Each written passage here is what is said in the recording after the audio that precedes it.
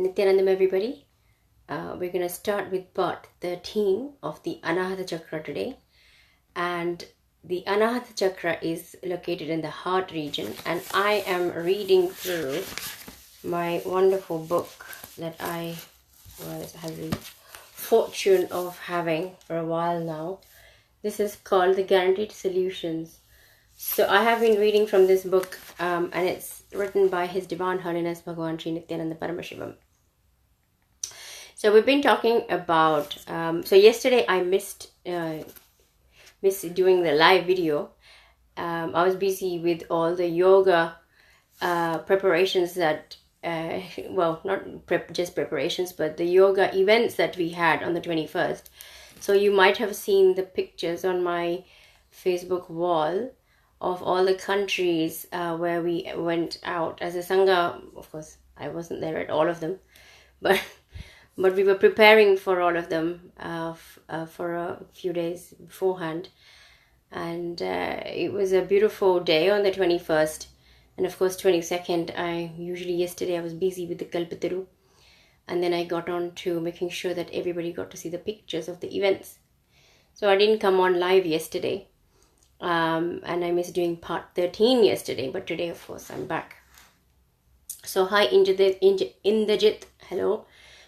Dominic, Jaya, Priya, and yeah, Indrajit. So welcome everybody. So I'm going to continue reading about attention need and approval seeking. So what blocks the heart center, the Anahata Chakra, which is located in the heart region? What blocks it is when we get involved in the, we started revolving our life around the topic of love, but from the wrong idea, from a misunderstood, misconstrued positioning, if you like, understanding of what love actually is, and what we experience love to be. Okay, so I'm actually gonna continue from Friday night. Yeah, because I came back from yoga and I still did my live video. So yes, it was Friday night. So here goes. Okay, so I'll read a couple of pages, in between stop and internalize, see what comes up. Of course, there are people who crave for attention and so pretend to be sick. Nothing needs to be done to them. The sensitivity that I am talking about is a deep connection that you need to develop with existence, by virtue of which you become sensitive to the collective consciousness. So on Friday, I shared the Vivekananda story. So part 12 has the Vivekananda story. And it was about how Vivekananda woke up in the middle of the night one time and he felt pain. And then he just felt like there's something wrong.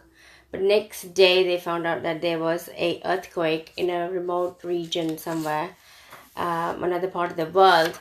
And what Vivekananda had felt was actually the earthquake happening and the pain and suffering of the human beings that were caught in it. So that's the reference here, and that's what we're talking about. Swamiji is talking about here. What happened in Vivekananda is what you call empathy. Mind you, it is not sympathy, it is empathy. Sympathy is a very superficial word. We are all capable of sympathy. When someone tells you they are suffering, you just confirm they're suffering for them. That is sympathy. So this is sympathy. If someone tells you that their husband is ill and you tell them, oh, how awful, you must be very unhappy, don't worry, everything will become all right. In the name of sympathy, we confirm their suffering to them, and they in turn tell us that we are so caring and love us for it. Actually, they love us because they feel good when we tell them that they are suffering a lot. It is a subtle ego boost to them. They feel good that we are acknowledging that they are managing such big worries. This is what society calls sympathy. What masters feel is never sympathy. It is empathy. Empathy is when you feel another suffering in your own being. It is when a person does not have to tell you his suffering, but you simply know because the existential energy in you feels it. And how right is that, So the past few pages of the chapter, Swamiji has been touching upon the difference between conditioned love and existential energy, which is true love, or how to recognize when we are in that space of existential energy, how to even begin to experience it, how to tap into that. So there was a process a couple of days ago that I had shared, how you can even begin to experience in your day-to-day life. So the idea was that Indrajit actually had done this process, I believe, and you shared it as well, that it was about taking care of others as a stranger, taking care of strangers before you take care of yourself. And it's a simple process, of course, and you can test it out for yourself as well to see if it works for you and what is the experience you get out of it. So Swamiji has been talking about love, what we understand love to be, which is approval seeking and attention need. Even negative attention is attention. We often, so mother and daughter-in-law, for instance, will be fighting all the time, but when they move away from each other, they may think, oh, I miss you, or feel like they miss the other person. What they're missing is the conflict. What they're missing is the tension. So even negative attention is attention. Okay, so Swamiji has been covering a lot of subtle points, which if you watch all the parts of the videos that I've done, you'll be able to catch up. Here he's talking about how in the name, so he's talking about sympathy, the difference between sympathy and empathy. Also, sympathy is when you agree with the person that they are suffering a lot. They want to tell you how they're suffering and you agree with them. That is sympathy. Maybe you don't want to rock the boat. Maybe you don't want to make them feel like, oh, they're going to withdraw their love. They're going to be angry with you if you don't agree with them. So basically, empathy is when you feel another suffering in your own being. It is when a person does not have to tell you his suffering, but you simply know because the existential energy in you feels it. So as I said, Swamiji operates from that space. I feel that he's always there for me, and he knows when something needs attending to from a healthy perspective, but wouldn't agree with my powerlessness, would definitely not agree with my powerlessness, would probably turn the other way if I was being powerless, or whenever I've been powerless, would turn the other way and actually become more ferocious. So not singing along the song of victimhood that I may want to sing, but to do it differently, which is recognize that there is suffering and then help to find a solution to get out of that suffering. So that would be empathy. Sympathy is agreeing with the person and prolonging the suffering, and giving reason for prolonging the suffering. Masters are one with you because they are one with existence, and you are a part of existence. Only you see them as separate.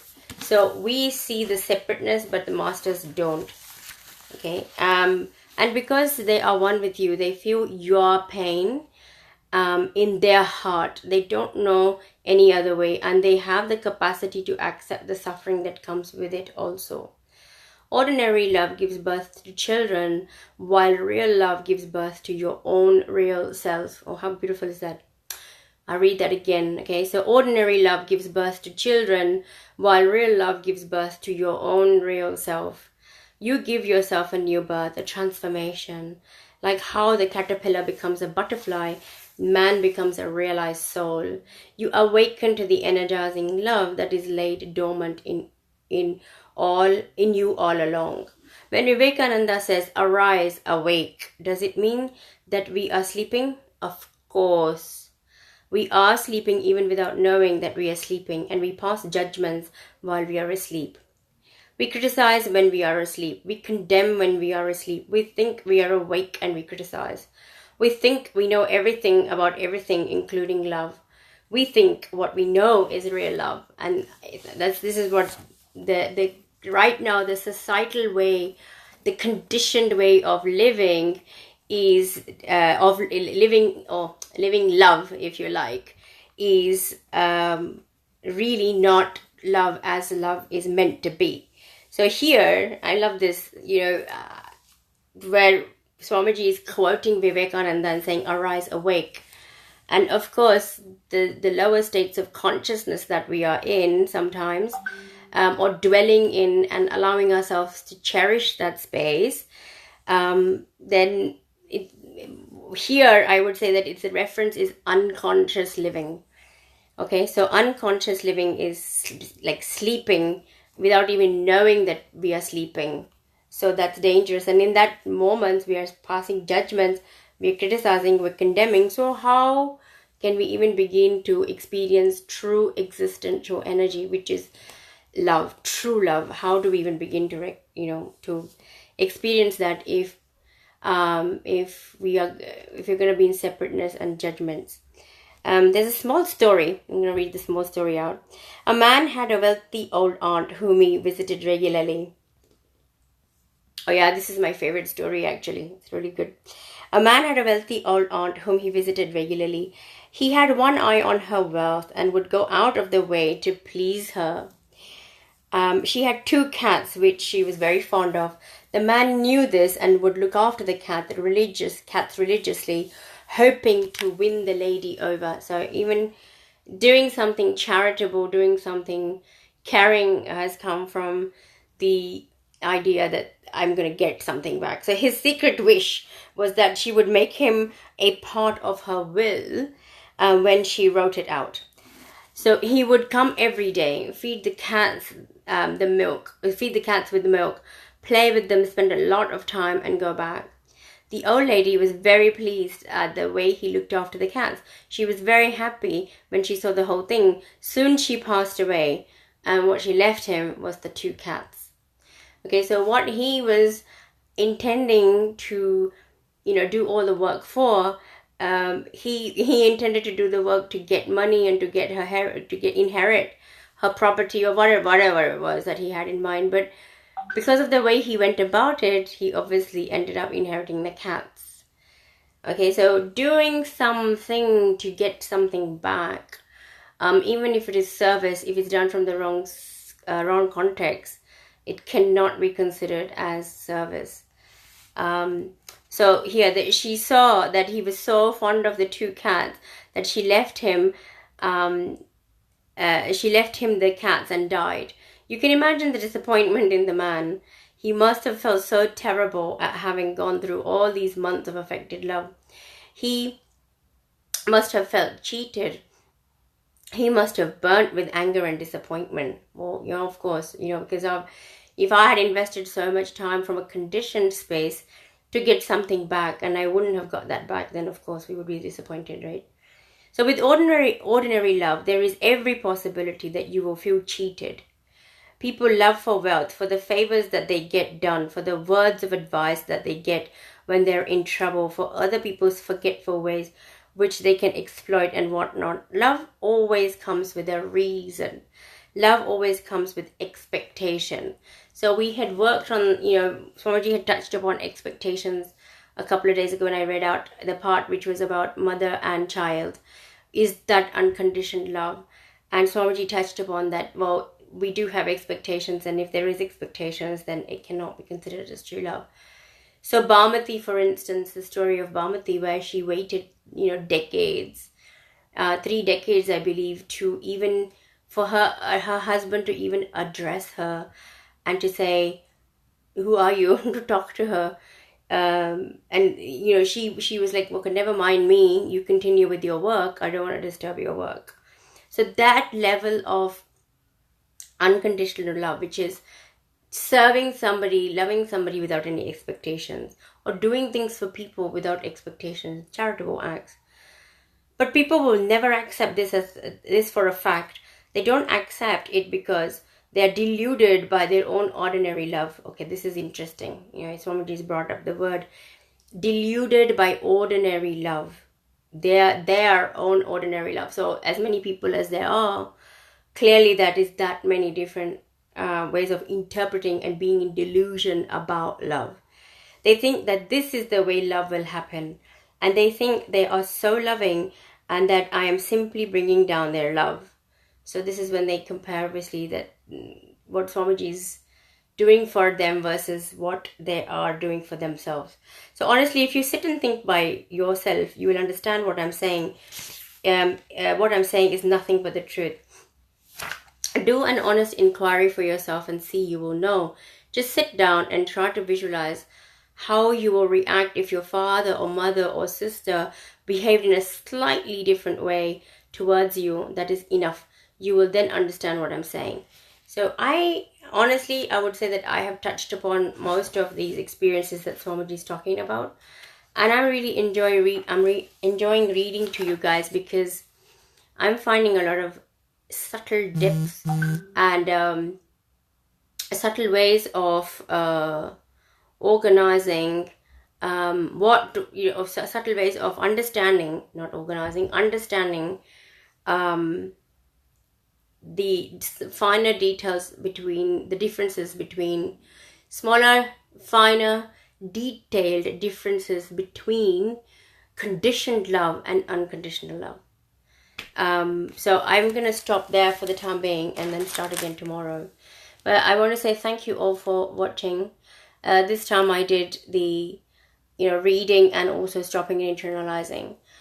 It's worth, I feel, well, I'm inviting all of you who are watching, who are going to watch, whether it's here or on YouTube, on my YouTube channel, I'd welcome everybody to look in and question the love that we experience on a day-to-day level, what we label as love, what we put experiences in that particular box under that section as love, whether it's with your father, mother, whether it's with your child, whether it's with your husband, wife, whether it's with girlfriend, boyfriend, whatever, boyfriend, girlfriend, whatever combinations, brother, sister, colleagues, friends.